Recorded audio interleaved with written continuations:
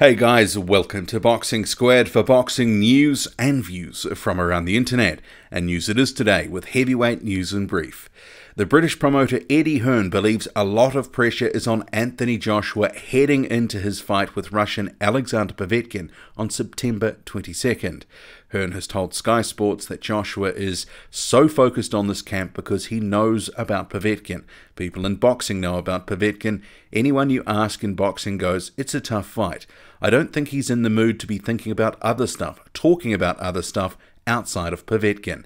I don't think he's taking a lot of interest in the outside world around this fight because he knows what's at stake. Obviously, people have told him he might be fighting the winner of Fury-Wilder, but he's just going to concentrate on what we're doing. I think this is the biggest pressure fight of his career. Meanwhile, the WBC mandatory challenger Dominic Breazeale has spoken of his desire to rematch Anthony Joshua, saying, "I've grown 2 years. I've had some great fights under my belt since. I did take that fight against Joshua as a learning lesson, and I'm learning from it every day. I did things right in that fight. I did a lot of things wrong, but I've capitalized and I'm getting better as a fighter. I think that fight is one that's going to haunt me forever. I'm never going to be able to end my boxing career without actually getting back in the ring with Joshua.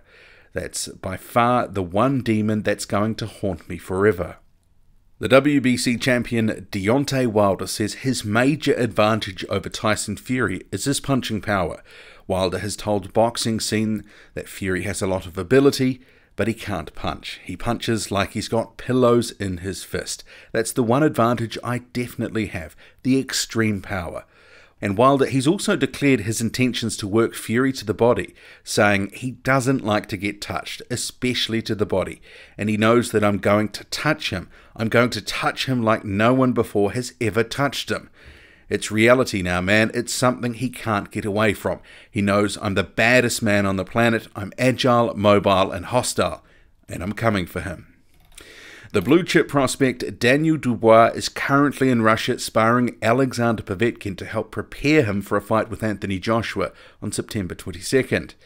This is going to be some great experience for the 20-year-old Dubois, who's currently 8-0, and he'll also use the sparring to help prepare himself for his own upcoming fight against Kevin Johnson in October. Let's whip into some fight announcements and some fights that could be made, starting with the confirmation rising 11-0 prospect Matin Piccoli will face former top cruiserweight Michael Hunter at the York Hall in the UK this October. Bakole, he's really starting to generate some buzz around his career following some impressive finishes in his fights so far, and also from some sparring stories emerging from gyms in the UK, which basically sort of say this guy is someone to watch. He's most recently been in camp with Anthony Joshua. The Doncaster De La Hoya Dave Allen has revealed his promoter Eddie Hearn is close to securing a fight in October with the German prospect Senad Gashi. The 16-1 Gashi has won all of his fights bar one by knockout, and that sole loss came in April when he was disqualified against compatriot Tom Schwartz. And that was an interesting fight because Gashi, he was really trying to pin Schwartz in the corners and just unload on him. But ultimately, he was disqualified for repeated fouls. But fair to say, though, I think this would be an entertaining fight, and it's definitely no gimme for Allen. And Allen, he's told World Boxing News that his sights are firmly set on the British title, saying, "I've just won an eliminator, so if Hughie Fury vacates the title, I should be one of the 2 challengers, I imagine. I'm happy where I am now and happy to just sit on my victory, wait, get a few steady wins and box for a British title. I feel the British title is really within my grasp."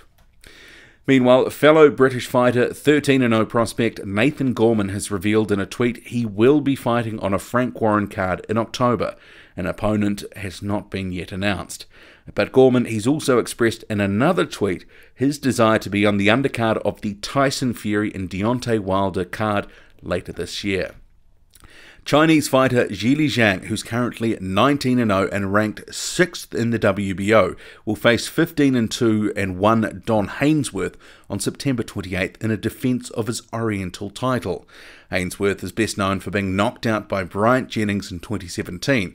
and it doesn't really represent a significant step up in competition for the 35-year-old Zhang. Meanwhile, WBO 7th ranked contender Kyotaro Fujimoto will also be back in action next month, facing an unheralded 12-9 Thai fighter on September 25th. And continuing the WBO theme, WBO 10th ranked fighter Tyrone Spong is back in action this weekend, taking on the 28-5 Santander Salgado for the WBC Latino title.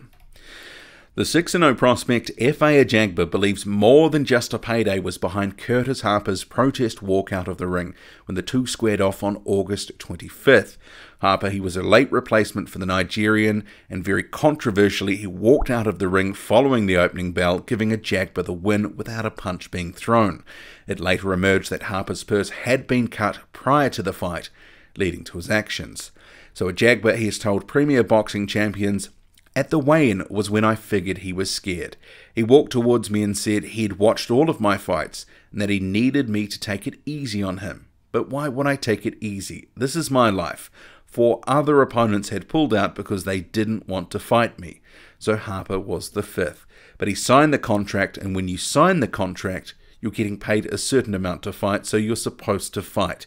Instead, he gets into the ring and walks out of the ring. I've already stopped thinking about what happened, and I'm fine." Ejagba, who's also managed by Deontay Wilder's co-manager Zhilei Finkel, he's got an eye on the future, saying, "Right now it's Deontay Wilder's time and not mine. I'll be ready for a fight for a world title maybe in 2 years from now." Okay, that's it from me. Drop a comment, loud and often, hit like, hit subscribe, follow me on Twitter, boxing_squared. I'm out.